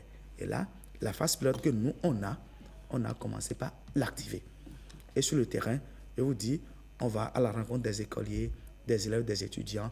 Et on a multiplié pas mal d'animations dans les bibliothèques, dans les collèges et autres. Et je crois qu'avec le temps, on va beaucoup plus, on va mieux faire pour la promotion de ce jeu. Et pour finir, je vous dis, pour ceux qui n'ont pas encore vu ce livre, vous voyez, c'est Génie Aneb Junior. Je l'ai expliqué tout à l'heure. Et l'aîné Jean-Eudes l'a confirmé. Vous voyez, ce livre, c'est un support de la phase pilote de notre projet. Et là, vous allez recevoir une fille tout à l'heure. C'est un pur produit de notre programme. On apprend aux enfants à connaître ce qu'ils vivent au quotidien, tel que l'a confirmé l'aîné et Jean-Eudes, avant maintenant de l'amener à l'extérieur. Avant de demander, par exemple, à l'apprenant le plus long fleuve du monde, mais demandez-lui d'abord le plus long fleuve du Bénin. Avant de parler des animaux qui ne sont pas... avant de parler des animaux de l'Amazonie, il faut lui demander les animaux qu'on trouve au parc de la Pandjari, ce qu'ils vivent au quotidien. Et donc, c'est ce que nous nous sommes attelés à faire et vous allez découvrir tout à l'heure. Vous êtes déjà bien avancé, on va dire. Oui, on est déjà avancé. C'est comme je l'ai dit au départ. Est-ce que des lobbying se font actuellement? Parce que il ne suffit pas aussi de le vouloir ardemment, Jean-Eudes. Il faut faire les lobbying qu'il faut pour que... On est en train de le faire. Vous savez, tout à l'heure, lorsqu'on va quitter ce plateau, on a rendez-vous avec le club Génie Aneb du réseau des bibliothèques Excellence. On se rencontre tout à l'heure à la FSS. C'est toujours pour un lobbying également. On est en train de voir avec les structures. Ouais, à Bénin TV, auparavant, Jean-Eudes l'a dit, on organisait le championnat national. Aujourd'hui, ça ne se fait plus. On doit demander une audience et rencontrer la directrice générale. Et lui poser le problème. Il y a l'OPSU qui aujourd'hui fait les jeux universitaires, les jeux scolaires. Mais Génie Aneb n'est pas pris en compte. Qu'est-ce que nous voulons? Il y a la LNB qui subventionnait le championnat national. Il y a beaucoup de structures qui attendent de nous accompagner. Jusque aujourd'hui, ça n'a pas encore pris l'ampleur Il faut une volonté au sommet de l'État. Voilà, surtout une volonté au sommet de l'État. Oui. Voilà. On va y revenir, mon cher Gildas Tossou. Juste le temps pour nous de prendre la direction du Canada, où nous retrouvons Edwige Aïran. Elle est éducatrice de la petite enfance, inscrite à l'ordre professionnel au Canada. Elle est également la promotrice du salon de créativité et d'apprentissage par le jeu.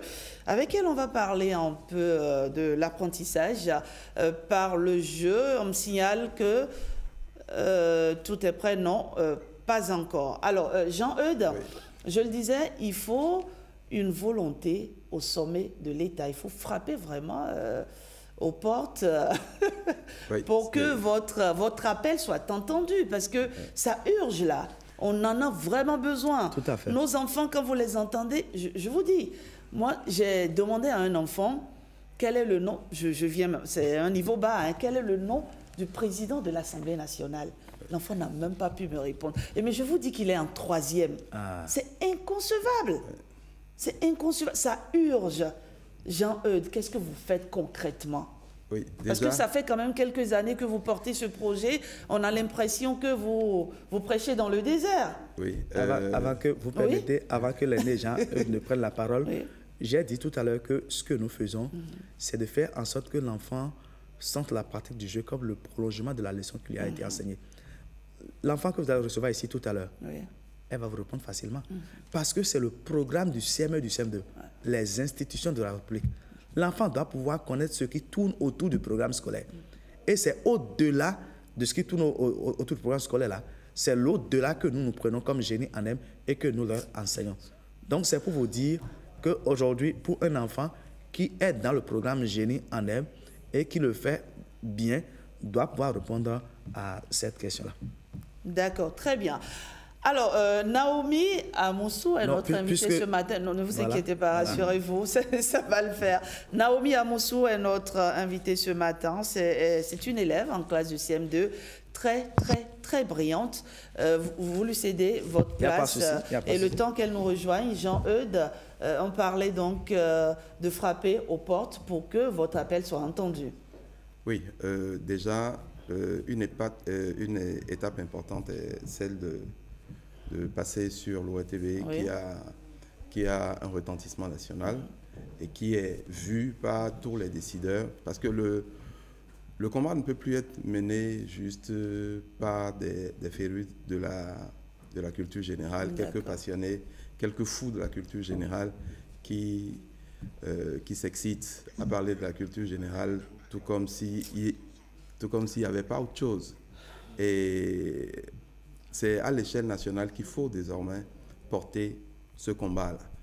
Et l'association a beaucoup de projets, des projets institutionnels, c'est-à-dire inscrire la culture générale comme une activité de plein temps à intégrer au programme scolaire, que ce soit au niveau des plus jeunes, primaires, secondaires, et évidemment, chez les adultes, c'est juste comme un divertissement. Nous avons également un projet de solliciter tous ceux qui sont des décideurs et qui, un jour, ont fait partie du sérail de Génie en Herbe, de nous aider à ce que nous puissions donner corps à ce projet-là et faire exister. Ça commence par cette maison. Au fait, Génie en Herbe ne l'a été que parce que l'ORTB a décidé. C'était de grands moments de télévision. A décidé. Et les télévisions ont un rôle fondamental à jouer. Voyez-vous, Question Point Champion, ce n'est pas un produit de France Télévisions. C'est un label de Fremantle Media. Mais tout le monde connaît Question Point Champion. Pourquoi? Parce que c'est France Télévisions qui a décidé de montrer cette émission et qui a choisi Julien Lepers comme l'animateur principal de ce jeu. Donc, ce qu'on voit, c'est ce qui existe. Ce qu'on ne voit pas, ça n'existe pas. Exact. Et donc, la preuve par l'image est la chose la plus importante pour qu'on puisse passer des intentions aux faits. Et l'ORTBA a un grand rôle à jouer. D'accord. La première fois... c'est un appel que vous lancez, n'est-ce pas? Je suis à arrivé, la directrice générale, Angéla Kérébo. À tout le monde. Je sais que c'est une passionnée de culture, d'art, de cinéma et de tout ce que l'on sait d'elle. Elle a plusieurs vies et je sais que dans l'une de ses vies, elle a forcément eu comme soubassement une culture générale encyclopédique et vaste. Et voir la compétition, l'émulation se faire chez les plus jeunes. Naomi, elle a à peine 10 ans, mais elle a déjà le virus. Donc, l'ORTBA a un rôle primordial à jouer. Nous voulons le retour du jeu Jeunie en Èvre sur les écrans. Sur l'écran. Nous voulons le retour du jeu Jeunie en Èvre. Allez, Naomi, ça va, ma grande? Naomi Amoussou, parle un peu fort. Approche-toi du micro, tu veux bien? Approche-toi un peu. Voilà, comme une grande. Ça va, Naomi? Oui, ça va. Ça va? Il paraît que tu es très forte, hein? Tu es difficile à battre, là. Il paraît que tu connais toutes les capitales des pays du monde. C'est vrai, ça? C'est vrai, mais parle-moi, je veux t'entendre, Naomi. D'accord. Alors, Naomi Amoussou, elle est première du Bénin au concours de dictée organisé par Excellis. C'est un peu produit donc des documents, on va dire, de Gildas Tossou. Elle est calée aussi en culture générale. Elle connaît tous les pays et capitales du monde.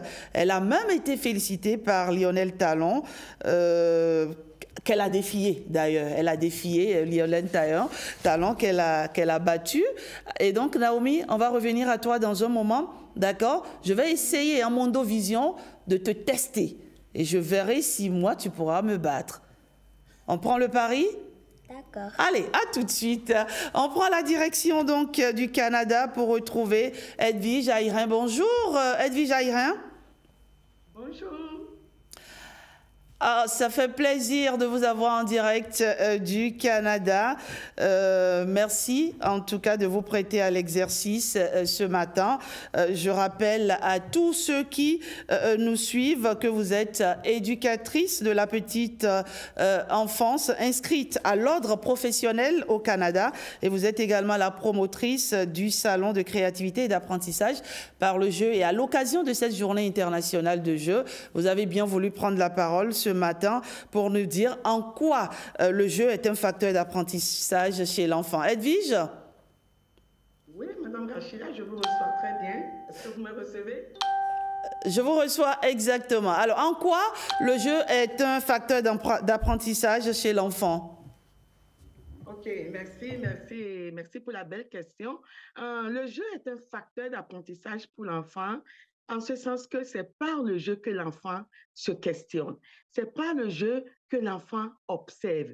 C'est par le jeu que l'enfant développe sa curiosité. Donc, en quelque sorte, c'est ça que je dirais. Alors, est-ce qu'on peut dire, pour être terre à terre, que le jeu est le travail de l'enfant? Ben oui, le jeu est le travail de l'enfant, en ce sens que, comme j'ai l'habitude de le dire en tant qu'éducatrice, un peu comme un adulte qui a fait tout son cursus scolaire et qui est en fonction, le jeu est exactement ce qui nourrit l'enfant et qui lui permet de passer une enfance épanouie. D'accord. Et donc, le jeu a vraiment sa place donc, dans les apprentissages scolaires. C'est ce que vous voulez nous dire ce matin? Même avant l'apprentissage scolaire, le jeu est important déjà dans la petite enfance.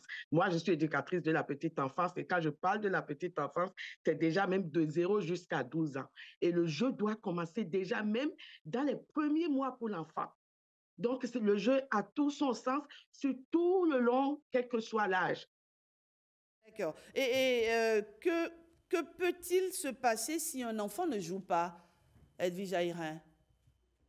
Mais un enfant qui ne joue pas, c'est définitivement un adulte qui ne sera pas épanoui demain parce que c'est par le jeu que l'enfant développe les habiletés essentielles pour être l'adulte accompli qui sera demain. Enlever le jeu à un enfant, c'est un peu comme lui enlever la joie de vivre. D'accord. On voit souvent des adultes se plaindre de ce que leurs enfants jouent beaucoup. Est-ce que c'est normal ou anormal? Mais c'est anormal parce que même avant de se rendre à l'apprentissage formel, l'enfant doit apprendre, comme moi j'ai l'habitude de dire, et je le vois ici au Canada, les choses de base. Quand je parle des choses de base, je parle des lettres de l'alphabet, je parle des chiffres, je parle des couleurs. Le développement, l'enfant doit apprendre tout ça dans le jeu, même avant de se rendre à l'apprentissage formel. Et ça, c'est la responsabilité du parent. Alors, quel type de jeu conseillez-vous, par exemple, à nos petits bouts de chou? Oh, il y a tellement de jeux. Il y a comme les jeux de casse-tête en lettres de l'alphabet, en chiffres, en couleurs. Il y a les jeux d'association, les jeux qui permettent de développer le cognitif, des jeux qui permettent aux enfants de socialiser, des jeux qui leur permettent de développer le langage. Là, je suis dans les différentes étapes de développement qu'un enfant doit compléter. Et j'ai l'habitude de taquiner les parents pour dire aussi que c'est la base qu'un parent doit savoir pour mieux accompagner son enfant dans son développement. Et donc, vous serez au Bénin en juillet pour préparer le salon de l'apprentissage par le jeu qui aura lieu, je pense, en septembre, n'est-ce pas, Edwige Aïra? Non, ça aura lieu en août. La deuxième édition, on a eu une première édition qui a drainé plus de 1000 parents, enfants et parents confondus. Et la deuxième édition est prévue dans 3 grandes villes du Bénin cette fois-ci, à Cotonou, les 19 et 20 août, à Parakou, les 10 et les 9 et 10 août, et à Porto Novo, le 3 août. Alors, pour finir, quels conseils donneriez-vous aux parents, surtout en ces moments de vacances? Je dirais aux parents, permettez aux enfants de jouer. Donnez-leur un temps de jeu, quel que soit, même s'ils sont déjà en apprentissage formel. Parce que par le jeu permet à l'enfant d'ouvrir son esprit, de développer plus sa créativité et de s'ouvrir au monde. C'est très important. Merci, Edwige Aïra. Je dirais aussi d'apprendre à connaître les intérêts des enfants et d'aménager en quelque sorte l'environnement pour l'enfant pour qu'il puisse s'exprimer par le jeu et bien d'autres choses. Alors, l'expérience que vous avez au Canada, vous mettez cette expérience, vous mettez cette expérience, n'est-ce pas, au profit des enfants du Bénin. Merci pour tout ce que vous faites, en tout cas, Edwige Aïra. Un dernier mot? Un dernier mot, je dirais en cette journée du jeu, je dirais aux parents de réintégrer vraiment le jeu dans le quotidien des enfants parce que c'est à quoi que le jeu a surtout été enlevé aux enfants africains au profit de l'apprentissage formel. C'est le jeu qui permet une réussite totale de l'apprentissage pour l'enfant. D'accord. Merci à vous et à très vite, toujours sur Bonjour le Bénin.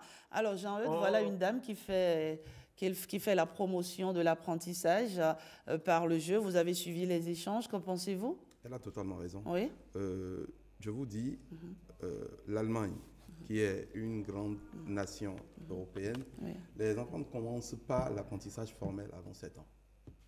Pourquoi? Parce qu'il faut laisser le temps à l'enfant de s'amuser, de vraiment connaître son environnement avant d'entrer dans un monde un peu plus fermé où on va lui enseigner selon une certaine méthode. C'est dur, l'école, pour les enfants.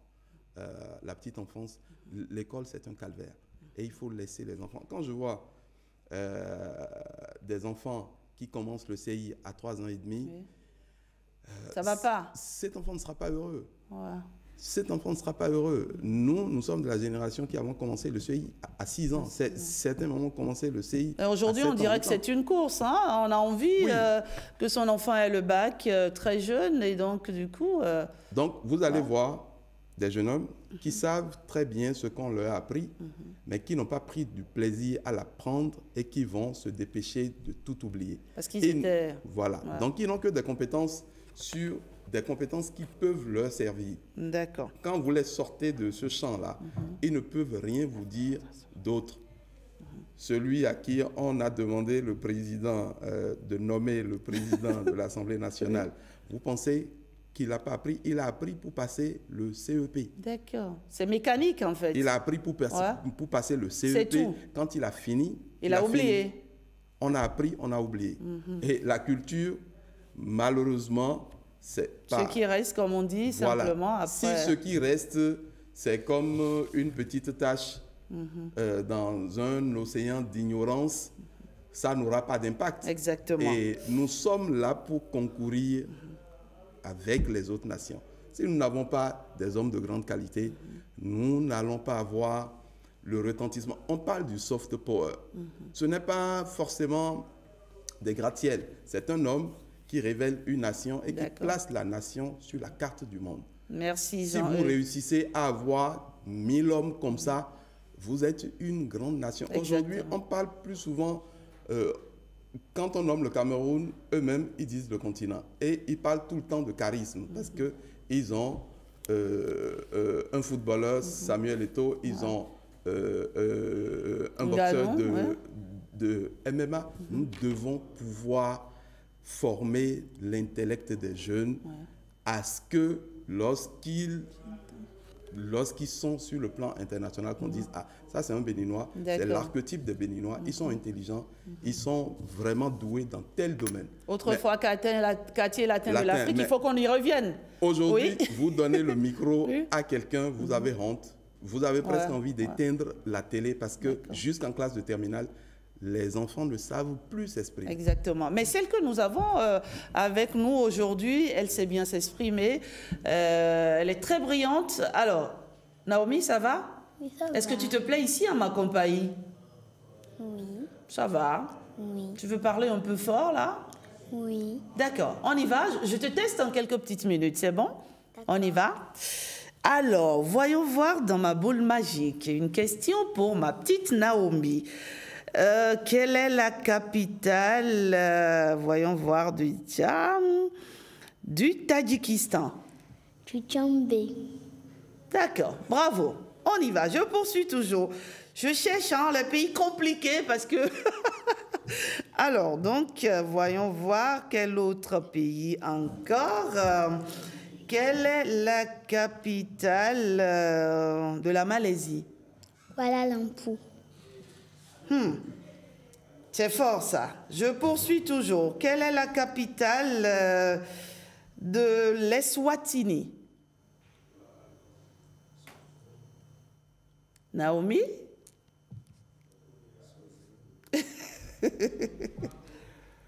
Alors, c'est un loupé pour Naomi, mais on poursuit? On poursuit. Une autre question pour ma grande Naomi. Alors, quelle est la capitale de Chypre? Nicosie. Nicosie, bravo. Ça fait quoi, Stanislas?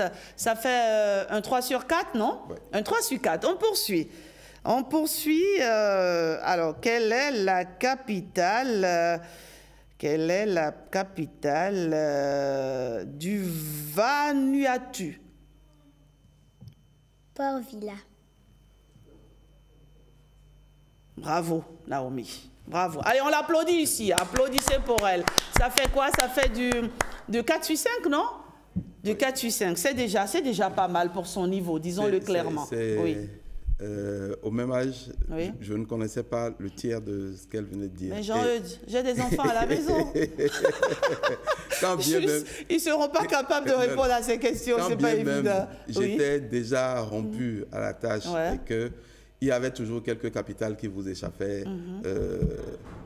Tegucigalpa, Port Vila, elle a dit, et Eswatini, si vous lui dites que c'est le nouveau nom du Swaziland, elle est capable de vous dire la capitale. Donc, c'est déjà un effort exactement, je suis d'accord. Énorme, énorme. Mais Naomi, ton amour pour le jeu est arrivé comment? Dis-moi, parle-moi un peu, rapidement. Je ne sais pas trop. C'est venu naturellement, c'est quoi? C'est papa qui joue? C'est maman qui joue? Je ne sais pas quand papa joue. Moi, c'est parce que j'ai envie de jouer aussi. D'accord. C'est un besoin pressant, un besoin de tous les jours. Et donc, tu aimes le jeu? Oui. D'accord. Et tu es en classe de CM2, m'a-t-on dit, est très brillante et tu travailles bien à l'école aussi. Oui. Tu aimes lire? Oui. Quel est ton livre préféré? Je ne sais pas trop. Merci Naomi Amoussou, merci. Franchement, on a besoin aujourd'hui d'avoir une jeunesse cultivée. C'est très, très important. Et bravo pour ce que tu réussis à faire. À ton niveau, ce n'est pas donné, vraiment. Première du Bénin au concours de dictée, c'est pas donné. Bravo une fois encore. Je félicite tes parents pour la belle éducation, d'accord, qu'ils t'ont donnée. Merci Naomi. On va retrouver Stanislas Lincoln. Naomi, tu vas bien vouloir céder ta place à Stanislas Lincoln pour qu'il évoque sur ce plateau les différents avis de nos internautes à qui on a posé une question depuis ce matin. Quel jeu proposez-vous à vos enfants à la maison et pour quelle raison? Bonjour Stanislas. Bonjour Rachida de Biomama, bonjour à tous. Comment ça va? Ça va Très bien ce matin? Ah oui. D'accord. Qu'ont-ils dit nos internautes? Alors, nos amis ont suggéré des jeux. Ils ont listé toute une liste qu'ils proposent à leurs enfants à la maison. Et si vous le permettez, nous allons nous rendre tout de suite sur notre page Facebook, la page Facebook de Bénin TV, où nous retrouvons notre ami Abdias Leroy Yanoussi qui écrit ceci. Mon enfant, je l'aide pendant les moments de repos à faire la lecture à la maison pour lui permettre d'être plus intelligent à l'école, écrit notre ami Florent Zundi et affirmant. Moi, je propose pour mes enfants le jeu de cache-cache avec des objets, c'est-à-dire cacher un jouet sous un tissu et laisser l'enfant le chercher. Ceci stimule sa curiosité ou la musique et la danse, jouer des comptines et encourager l'enfant à bouger au rythme pour développer le talent, la coordination, car moi-même, j'aime la musique, dit notre ami. Deogracias Vidéon pense que le jeu le plus éducatif pour les enfants dépend de leur âge et de leur centre d'intérêt. Mais en général, les jeux de société comme le Scrabble, le Memory ou les puzzles sont particulièrement bénéfiques, pense notre ami. Par exemple, le Scrabble aide à enrichir le vocabulaire et à améliorer l'orthographe, tandis que le Memory développe la concentration et la mémoire. L'idéal est de varier les types de jeux pour favoriser le développement global de l'enfant, conseille notre ami Deogracias Vidéon. Amundan dit ceci, moi, pour mes frères, pendant les vacances, je leur propose le jeu de Ludo. Ce jeu appelle à la vigilance et à la concentration. Cela sera donc un de plus pour un enfant qui a l'habitude d'être distrait. Ce jeu lui permet également de garder quelques leçons comme quoi, dans la vie, il y a des hauts et des bas. On perd souvent, on gagne souvent. Ce sera tout, n'est-ce pas, pour aujourd'hui. Stan, on vous retrouve demain. Absolument. Toujours pour les commentaires de nos internautes. On va mettre fin à ce débat. Jean-Eudes, Gildas, rejoignez-nous pour votre mot de la fin. Qu'est-ce qu'il faut retenir de tout ce qu'on a dit ce matin sur ce plateau? C'est important de jouer. D'accord, c'est important de jouer. C'est important de jouer parce que le jeu permet... Excusez, le droit de reste oblige parce que c'est lui qui va dire le dernier mot. Alors, on est sur un plateau de télévision. On va laisser les convenances de la... Allez, le décorum... Voilà, oui, on laisse ça là-bas, d'accord. Okay. Oui, allez-y. Ok, non, c'est important de jouer. Surtout de jouer à l'âge où on ne doit rien avoir à faire que jouer. Et quand on entre, évidemment, à l'école, il faut toujours aménager un espace où on joue. Quand on joue, on apprend plus facilement. Et ensuite, des vecteurs tels que Génie en Herbe, le Scrabble et d'autres jeux, le jeu d'Awalé, il faut une décision politique pour que ces jeux-là fassent partie de l'ordinaire de nos enfants. Parce que nos enfants ne connaissent pas le Awalé. Moi, j'ai découvert ces jeux quand j'étais gamin. Le Awalé, le Scrabble, ensuite la culture générale. Donc tout ça doit faire partie de l'ordinaire de l'enfant qui construit son intellect et qui demain sera un adulte accompli. Merci. Gildas, merci beaucoup. Je sais que vous êtes respectueux des aînés. Ah oui, vous auriez aimé qu'ils prennent la parole avant vous. Bon, puisque après vous plutôt, mais bon, allez-y. Avant de donner mon dernier mot, vous voyez, il y a aussi notre jeu. Il faut faire un focus sur l'importance des réseaux sociaux. Vous avez posé une question tout à l'heure, la capitale de Eswatini, entre-temps qui est devenue Swaziland. L'enfant a la tête dans sa tête, c'est Swaziland, elle connaît. Elle ne connaît pas Eswatini. Sinon, elle aurait pu dire... Vous m'aviez dit, Rachidat, vas-y, tu peux tout oser. Je l'ai fait, non? Vous l'avez fait. Vous voyez? Donc, si elle était permanente sur les réseaux sociaux, elle aurait su. Pouvait pas. C'est pour vous dire quoi? Les performances existent. Reste une volonté au sommet de l'État. Nous, on est prêts pour accompagner l'État dans l'atteinte de l'objectif, celui de redorer le blason de l'éducation nationale et refaire du Bénin le quartier latin de l'Afrique. Et donc, nous, on a déjà commencé ce qui est des nôtres. Le travail que nous devons commencer, on a commencé déjà. Reste maintenant que nous soyons accompagnés pour que l'objectif soit atteint pour la formation intégrale de l'enfant. Merci Gilda Tosso, merci pour tout ce que vous faites. J'espère en tout cas que ce plateau aura servi à je sais pas, à faire bouger les lignes, pourquoi pas. Le porte-parole du gouvernement nous suit, c'est un ancien joueur, voilà. Donc du coup, je me dis, ce sont des personnes capables de faire avancer les choses.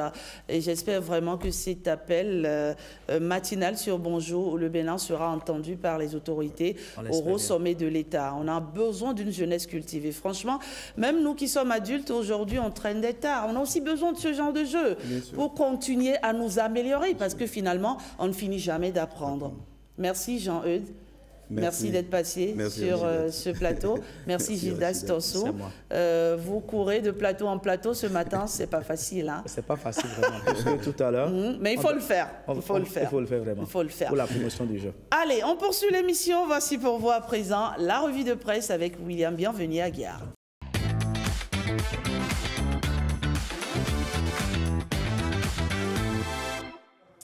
Sur la revue de presse de ce matin, on parle de la fusion UP-PRD.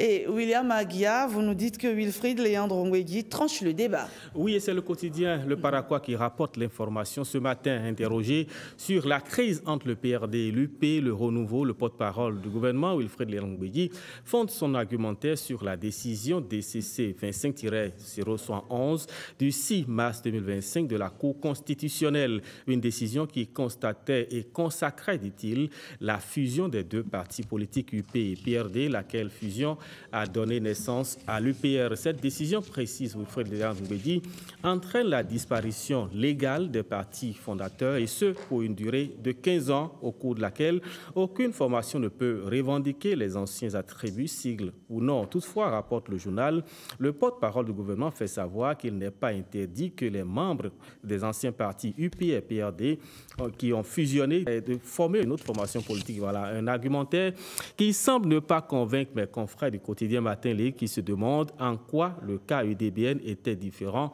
de celui actuel. Le journal rappelle que l'ex-parti Union démocratique pour un Bénin nouveau a vécu à peu près le même scénario, entré en fusion avec le bloc républicain BR en octobre 2021. Le mariage n'a duré que 10 mois. En août 2022, à quelques mois des législatives de 2023, l'UDBN annonce la suspension des activités au sein du BR. Le parti de Claudine Prudencio évoque comme raison un malaise entre les deux formations politiques, notamment le mépris à l'égard des militants. Ainsi, l'UDBN a repris ses couleurs et a pu participer aux législatives 2023 sans anicroche. Le journal rappelle qu'en son temps, l'actuel secrétaire général de l'UPR, Gérard Benochi, avait donné raison à Claudine Prudencio. L'homme avait estimé que tant qu'il n'y a pas un congrès qui proclame sa dissolution et les formalités de radiation au niveau du ministère de l'Intérieur, l'UDBN existera toujours et existe toujours juridiquement. Fait de citation à l'en croire, selon le rédacteur de l'article, avant d'aller à la fusion, il y a un processus à suivre et la démarche faite par l'UDBN et l'UBR n'est qu'une démarche politique, avait-il déclaré aux journalistes, un argumentaire totalement différent dans le cas d'espèce et au journal de se demander en quoi le cas UDBN était différent de celui actuel. Et nous allons, William Aguiar, à Porto Novo. pour parler du festival des masques qui s'annonce, le festival international des masques qui s'annonce. Oui, l'information est à la une du quotidien de plusieurs canaux ce matin. Notre Sud Quotidien, par exemple, qui nous parle qui sort une belle illustration des masques. À sa une, nous apprend que les événements vont se dérouler les 2 et 3 août prochains dans la capitale Porto-Novo, une véritable vitrine du patrimoine immatériel béninois qui promet une immersion encore plus riche dans l'univers des masques sacrés et profanes. Bénin Intelligence souligne que le rendez-vous s'annonce encore plus vibrant, renforçant l'ambition de faire du Festival des masques une référence incontournable en Afrique et dans le monde. Cette nouvelle édition, souligne mes confrères, offrira un programme particulièrement riche, marqué par de nombreuses nouveautés qui viendront renouveler l'expérience des festivaliers. Tout est réuni pour faire de cet événement un moment mémorable et inoubliable à la hauteur des attentes suscitées par le succès de la première édition. Merci William, bienvenue à Aguiar. À demain, toujours pour la revue de presse. À présent, toute l'actualité sportive avec FIFA mais Salomé Ata de Giokoundé.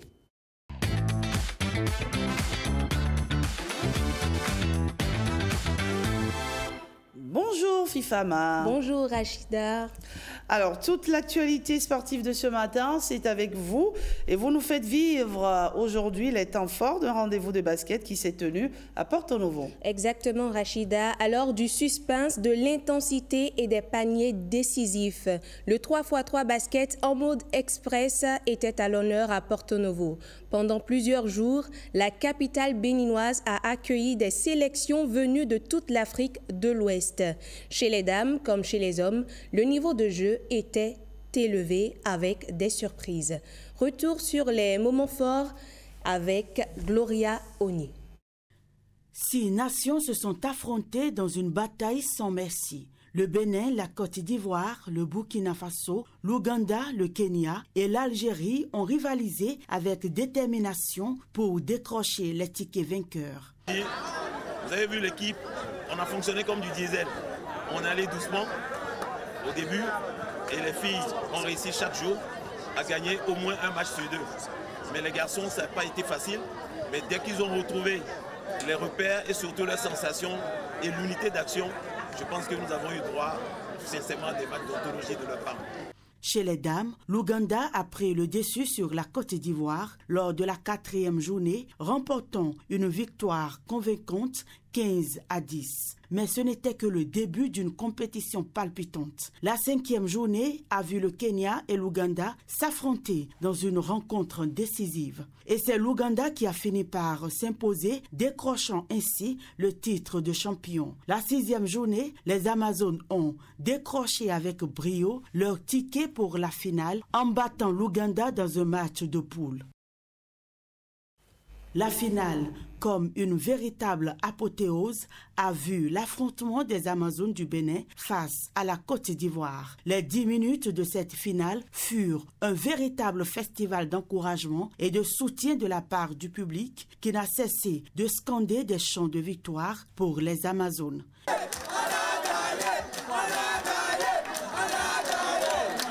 Et c'est sur cette note triomphante que le Bénin, une équipe en pleine ascension, s'est imposée pour devenir championne et décrocher son ticket vainqueur. Un triomphe mérité, porté par la puissance collective et l'esprit d'équipe. Chaque jour qu'on venait sur le terrain, on gagnait un match, on perdait le deuxième, on gagnait un match, on perdait le deuxième. On se rencontrait, on se parlait entre nous, on parlait des choses qu'on devait corriger, des petites erreurs qu'on devait effacer pour le prochain match. Et je pense vraiment juste le courage et la rage de vouloir gagner chaque jour.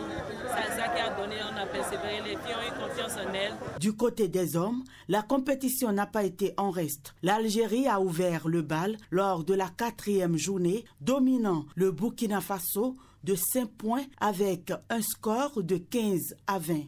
La Côte d'Ivoire, en 5e journée, enchaîne avec un autre exploit en dominant le Bénin en finale. En finale, les Guépards qui ont créé la surprise en éliminant la Côte d'Ivoire en match de poule ont retrouvé une équipe algérienne constante et solide, prête à tout pour décrocher le titre. Une finale âpre et intense qui a tenu tout le monde en haleine jusqu'à la dernière seconde où l'Algérie, comme à ses habitudes, se distingue champion. Le meilleur de nous-mêmes. On ne peut que partir content parce qu'on a tout donné. On a donné tout ce qu'on pouvait.